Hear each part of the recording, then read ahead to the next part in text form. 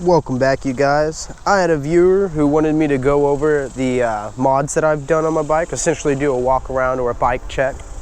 And so I figured, hey, it's a great day, why don't we go ahead and get on doing that. So for starters, I'm gonna go ahead and preference this by saying that I'm gonna put the links in the description here so that any of the stuff that y'all see, if maybe you wanna put it on your bike, you can go ahead and go there. It all came from Amazon, so, you know, it's not like it's all, you know, bank breaking or anything. A lot of this is just cheaper versions of the expensive stuff. Well, I'm not gonna be lying to y'all here. So for starters here, I'm gonna start with this here fairing. This is a knockoff gauntlet fairing here. I got this from Amazon. It was around $60, so not breaking the bank whatsoever. It's initially meant to go on to a Sportster, so it doesn't 100% fit the way that it should on this bike, but it works just like it should, and for me, that's working for me. I do in the future plan on changing it out, but for $60, I couldn't beat it, and it's definitely paid for itself by now with the amount of riding I've done. So to see that it's not having any issues, even though it's not meant to be on the bike, is pretty good for me.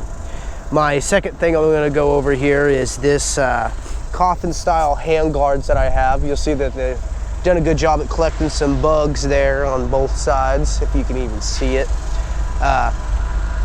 There's some good things, there's some bad things about it. I'm going to let y'all know about these parts here in a minute when we jump on the bike and I go over all of them.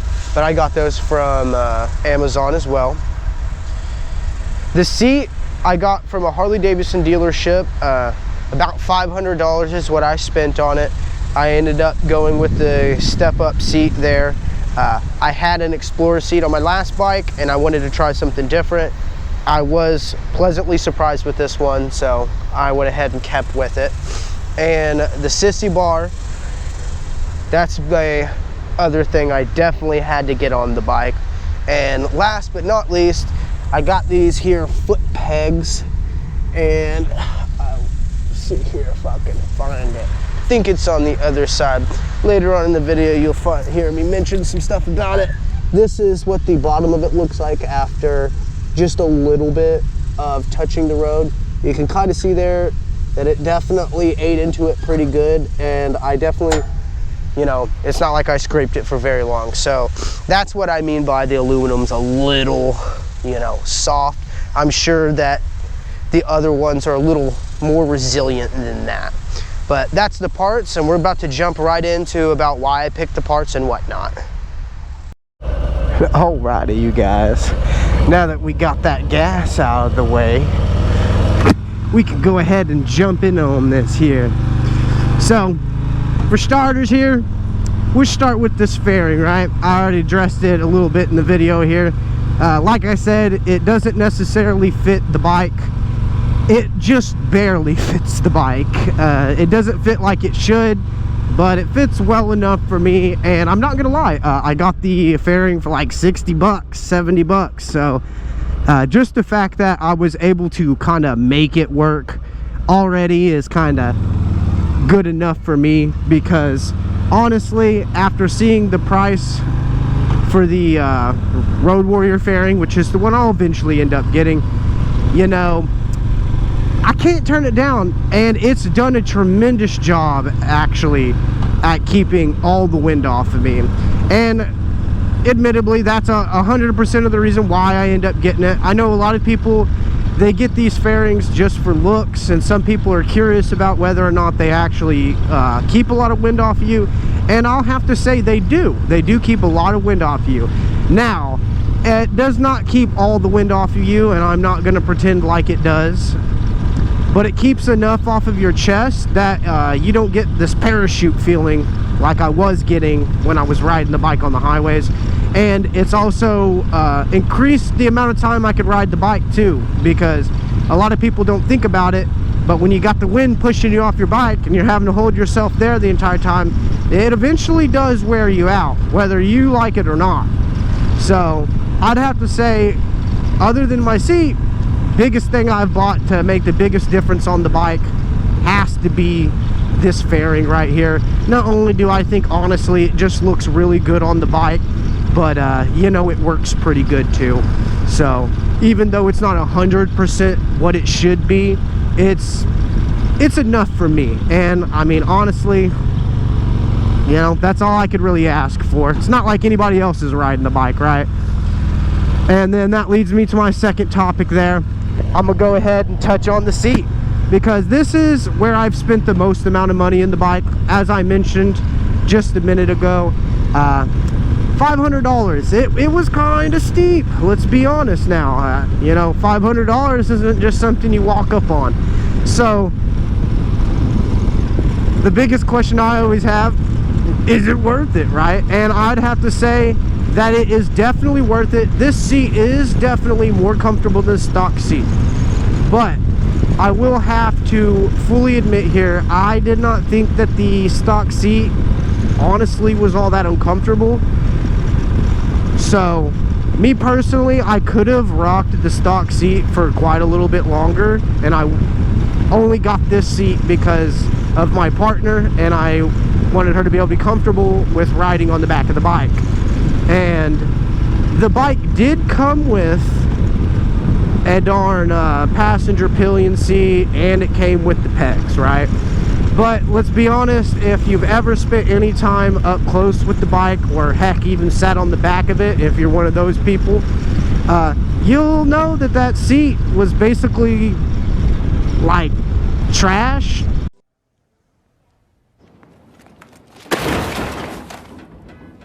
That's the nicest way to put it, because honestly, I've sat on bricks that were nicer feeling than that, let's be real. And my partner just could not deal with it. And I don't blame her at all, to be honest with you guys. I mean, it was a pain in the ass, literally.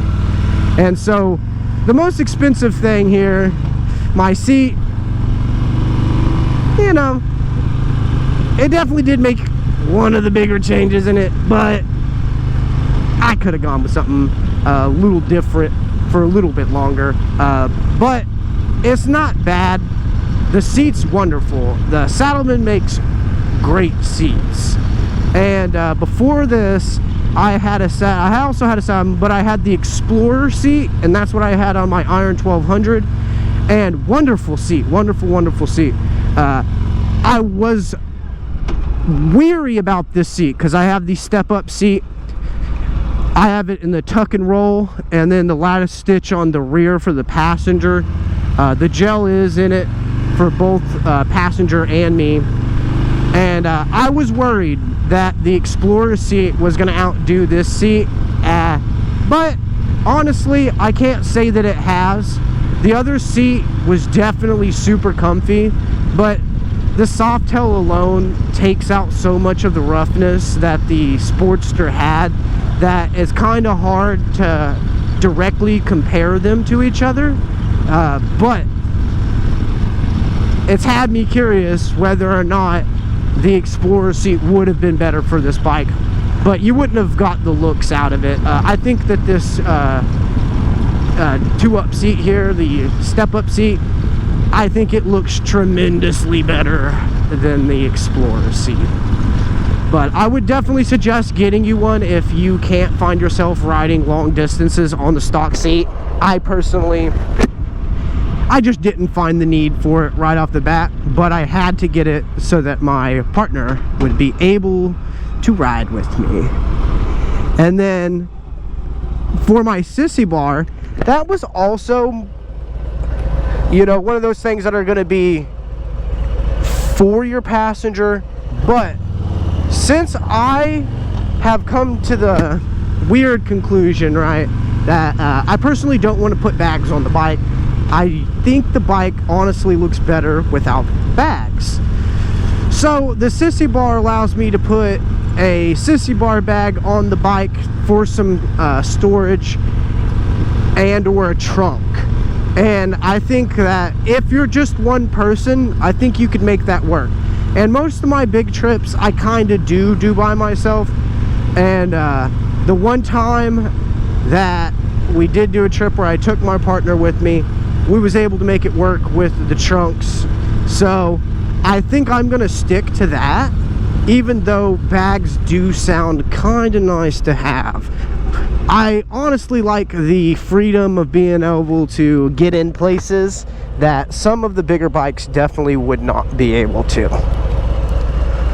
And one of the most surprising ones, right? And I didn't think that this one would be surprising or honestly make a change in it at all, but it's these hand guards. I got these COFFIN style hand guards off of Amazon as well, and boy, it has created a bad habit.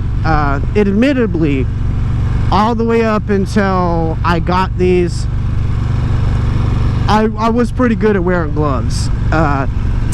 Now, not so much. I do mean to go buy me some gloves, and I actually was at one of my local cycle shops today with a friend. He just got himself a CBR 250R, and he needed to get a new front tire. So we went up there, and I got to look at some gloves. They were made by the same company that makes my helmet, Scorpion, and I actually kind of liked them.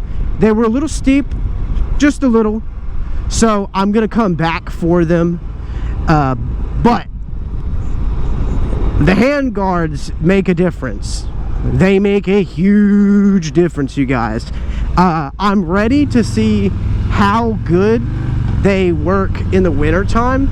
In the summertime, it's really just good at keeping all the rocks from hitting you in your hands, all the bugs, all kinds of weird shit that comes up off the road. Of course, having some gloves on would help with some of this stuff too, but having this extra little bit of steel sitting in front of your hand, it kind of is nice. I really enjoy. Alright, you guys, so as I was saying before, I had some technical difficulties there. I'm excited to get around to wintertime because I'm ready to see how well they block all of the cold air that brushes up against your hands. Typically, gloves, no matter how good you get them, you know, the wind eventually makes them cold, especially in the winter. So that was what I was saying before that happened. And for the MX foot pegs that I got, they're great. I bought them for around $30 to $40, but they are a little bit soft. I took a turn and it just barely scraped, and it took a pretty good chunk out of the aluminum, but they are definitely sturdy and lock your feet in, and it's not like they're gonna break on you, so I'm not worried about that. But that's all I got for y'all today. Thanks for coming in. If you liked the video, go ahead and drop a like, you guys. I'll talk to you later.